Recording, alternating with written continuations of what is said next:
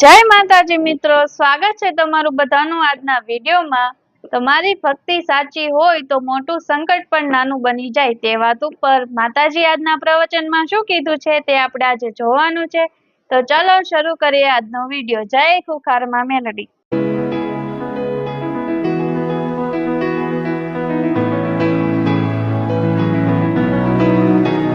જય માતાજી।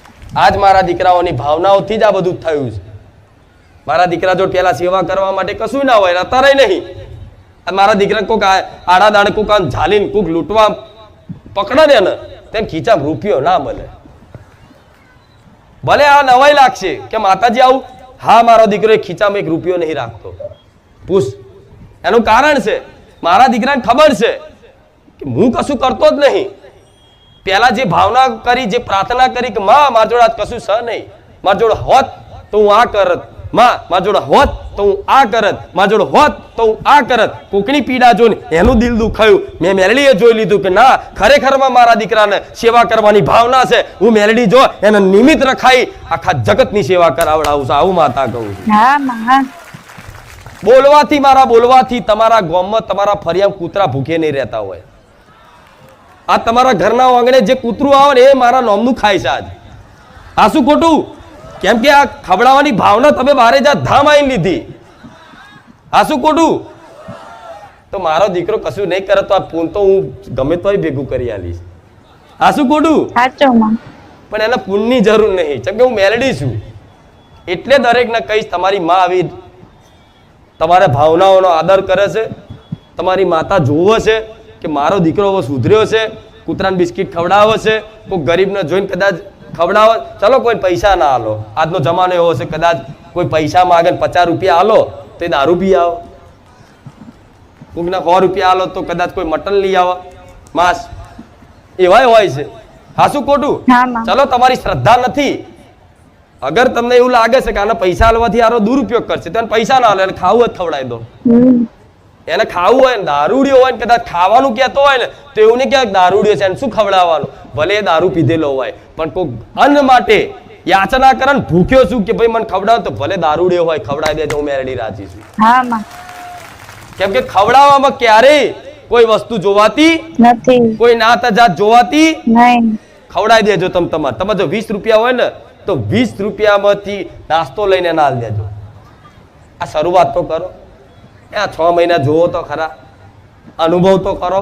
આ બધી વાતો અનુભવ થશે ને તારે ખબર પડશે, પછી તો એવું લાગશે તમે જાતે સ્વીકાર કરશો તારું મારા જીવનનું ગાડું ખરેખરમાં કોઈ શક્તિ ચલાવે છે, અમે કશું જ નહીં કરતા પણ આપે રૂપે થાય છે। આજ મારો દીકરો, મારા સેવકો કશું જ નથી કરતા, લો આખું આયોજન હું મેલડી કરું છું ને। પૂછો એમને તમે કશું કરી શકો છો તો કે ના, અમારી કોઈ औकात નહીં, અમારી કોઈ લાયકાત નહીં કે આટલો મોટો પ્રસંગ, આટલી મોટી વ્યવસ્થા અમે જાળવી શકીએ। પણ મારા દીકરો, મારી વસ્તી, મારા સેવકો મને માતાને સોંપ્યું છે કે માં આ તારી ગાદી છે, તારે જોવાનું। મારા દીકરાઓને, મારી વસ્તીને, મારા સેવકોના મગજમાં વસી વસીને આ બધું આયોજન પૂરું પાડી આલું છું મેલડી। ના મારી વસ્તી, મારો દીકરો કોઈ જોડે હાથ લોબો કરે છે, માગ્યું કોઈ દાડો તોય નહીં થતું। હું માતા છું એટલે તો તમારા ઘેર તમારું પૂરું ના કરે? તમારી ઘેર બેઠેલી હું મેલડી અલગ છું? નહીં માં, એક જ છું, પણ ખાલી થોડી ભાવભક્તિ તો જગાડી જો, થોડો વિશ્વાસ ટકાઈ જો, દુઃખ આવે તો થોડું વેઠી જો। અને દુઃખ આવે, તમે માતા પર ભરોસો હોય, વિશ્વાસ હોય, છતાંય જીવનમાં દુઃખ આવે તો એવું માની લેવાનું કે માં આ કોઈ પૂર્વના પાપ કર્મનું ફળ છે। માં મને વિશ્વાસ છે કે તું હોભરે છે, તું જોવો છે, છતાંય આ દુઃખ દૂર નહીં થતું, તો માં આમાંય તું મારું ભલું જ ઈચ્છે છે કે માં આગળના પૂર્વના જે પાપ છે ને એ ધીરે ધીરે તું દૂર કરે છે, દુઃખ વેઠાડીને। અને કદાચ શી ખબર તમારે આટલું બધું વેઠવાનું હોય અને તમારી માં આટલું જ વેઠાવડાવતી હોય। કરમ તો વેઠવું પડે। કરમ એવી વસ્તુ, તમે ભલું કરો, સારું કરો કે ખોટું કરો, કરમનું ફળ એવું છે કે તમે જેવું કરો એવું તમારા ફળ અવશ્ય વેઠવું પડે ને। તો માતાની કૃપા થાય ને તો શું થાય, એક કરમ આવડું મોટું હોય, એ દુઃખ આટલું મોટું હોય, આટલું મોટું, સમજો। એ તમારી માં આટલામાં પતાવી દે. હા શું ખોટું? કોઈ નોકરી કરતું હોય, કોઈ ઈમાનદારથી નોકરી કરતું હોય, છતાંય તે ક્યાંક ધામમાં ગયા, ક્યાંક મંદિરે દર્શન કરવા ગયા, કે ક્યાંય પણ પ્રસંગ અવસરમાં ગયા, ક્યાંક કોઈના પૈસા પડી જાય, કોઈનું પાકીટ પડી જાય, કોઈનો હોના દોરો તૂટી જાય. આ બધી લીલાઓ છે, ખબર છે તમને? હું આ સત્ય કહીશ. ભગવાન રામચંદ્ર હતા તો લક્ષ્મણજીને તીર વાગ્યું હતું, ખબર છે ને? તો રામ રોતા હતા, ભગવાનને રોવું આવે? પણ ના, ભગવાનની લીલા હતી. મતલબ ભગવાનની લીલા હતી. અને લક્ષ્મણજી કોણ હતા? શેષનાગ, નાગોના રાજા શેષનાગ. હવે મેઘરાજનું નાગપાસનું બાણ વાગ્યું અને લક્ષ્મણજી ઘાયલ થઈ ગયા, બરોબર? તો રામ ભગવાનને ત્યાં આંસુ નીકળ્યા કે હવે મારા લક્ષ્મણને, મારા ભાઈને કોણ મારા ભાઈના પ્રાણ બચાવશે? ત્યારે વિભીષણજીએ સલાહ આલી, લંકામાંથી રાવણનો જે વેદ છે, ડોક્ટર છે, એને બોલાવો. એ આ બાણનો ઈલાજ જાણતું હશે અને એને બોલાવશો તો જ આનો ઈલાજ સંભવ છે, આનો જીવ બચી શકે, નહીં તો બચી શકશે નહીં.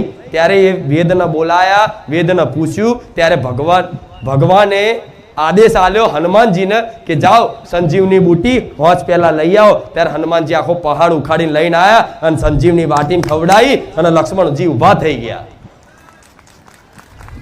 તો ખુદ ભગવાન હતા, છતાંય એમને સંજીવની બુટી લેવા કેમ મોકલવા પડ્યા? ભગવાન લીલા કરતા હતા, મતલબ લીલામાં હતા.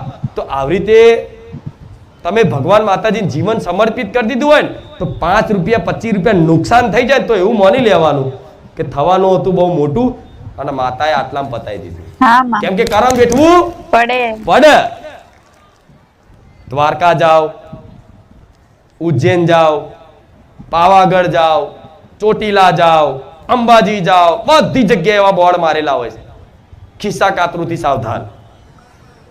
તો તમને એવો વિચાર થતો હશે કોક દાડો, તર્ક બુદ્ધિ વાળા એવું વિચાર, ભગવાન આટલા બધા બેઠા છે તો ચોરી ચમ થઈ જાય, પાકીટ ચમનું જતું રહે? શું ભગવાનને દેખાતું નહીં?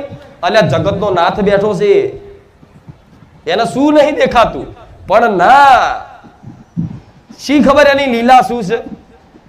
તમારા ખીચામાં જે પૈસા પડ્યા હોય એ બેમાનીના ચોરીના હોય તોય પાકીટ પડી જાય. કદાચ તમારું નુકસાન એ ધંધામાં, વ્યાપારમાં કે કોઈ રોગરૂપી કોઈ ઓપરેશન મોટું આવવાનું હોય, મોટું સમજો કે 5 લાખ રૂપિયા કદાચ એ ઓપરેશનમાં ખર્ચો થવાનો હોય, કોઈ રોગની પીડા આવવાની હોય અને એ માતાની, એ ભગવાનની કૃપાથી એ ધામમાં જવાથી કદાચ 5000 રૂપિયા પડી જાય તો માની લેવાનું કે 5 લાખ જવાના હતા અને માતાએ 5000 માં હિસાબ પતાવી દીધો. હું માં રાજી છું, હું રાજી છું. કેવું? હું રાજી છું. આ તારી લીલામાં હું રાજી છું. પણ આ કોણ સમજી શકે? જે પ્રિય ભક્ત હોય ને એ સમજી શકે. સાચું ખોટું? ભગવાન ખુદ ખબર છે લીલા, કૃષ્ણ લીલામાં માખણ ચોરી કરતા હતા, ખબર છે ને? એ લીલા નથી? શું ભગવાન ચોર હતા? હા શું ખોટું? તો ભગવાન માતાજીની આવી લીલા હોય પણ જે પ્રિય ભક્ત હોય, જેને જીવન સમર્પિત કર્યું હોય ને એ આ બધું સ્વીકાર કરી શકે. નહીં તો શું ક્યાં, અરે જવા દો ને યાર, હું તો અહીં જ્યો અને મારે તો 5000 નુકસાન થયું, દાદા માતા ખોટી. એટલે તારા કહેવાથી માતા ભગવાન ખોટા નહીં થઈ જાય. આ શું ખોટું? મારું આ કેમ ગયું? તો લો, મારા સેવકો આટલા બધા છે, ક્યારે મોબાઈલ કે કોઈ દાર પાકીટે પડ્યું હોય તો પૂછો. આટલા વર્ષથી ગાદી ચાલુ છે, એમનો મોબાઈલ જોતો પડ્યો હોય, પણ કોઈ સેવકનો, કોઈ મારી વસ્તીનો કોઈ દાડ મોબાઈલ કે ખીચામાંથી 5 રૂપિયા પડ્યા હોય મને બતાવો. નહીં પડે. એમનો ધોનાઈ નહીં હોતું મોબાઈલ ચોમે લે હોય. પૂછો, બધા ઘણા એવા છે સેવકો મારા, એ જાતે એવું કે મારી અમે તો જોન તો ફોન મૂકી લીધો હોય ને તોય બોલો કોઈ નહીં લઈ જતું. અને કોઈક ભાઈ આવ્યો અને ઉતાવરો થતો એને ફોન કોઈક ચોરી ગયો. ભાઈ મારો ફોન ચોરજો, તને ફોનમાં જ જીવ હતો તો હું એવું કહું તારું બધું દુઃખ ફોનમાં જ છે, ફોન મેં દેશવાની મોની. આ શું ખોટું? આ બધી લીલા છે, બધી લીલા. કોઈ દોરો હોનાનો બનાવ્યો હોય અને આમ બહુ બતાય કરતી હોય જોણતો, અને હોનાનો દોરો કદાચ બનાવવામાં છે ને કોકના ઘેર હક કર્યો હોય. જેમ કે એના મોમાન તો એના ભાઈના તો હક કર્યો કે મારો જમીનનો હક છે, લાવો, હું તો લીધા વગર ના રહું. બાજીને લીધો હોય, પૈસા બાજીને લીધા હોય, અમુક કઈ કેવા હોય છે કે હક ના હોય છતાંય હક કરી મારું છે, આમ છે, તેમ છે, હું તો ના જતું કરું એમ કરીને પરાણે બાજીને અને પરાણે કદાચ કોકના હકનું લઈ અને દોરો ઠઠાયો હોય તો એ રવા દઉં?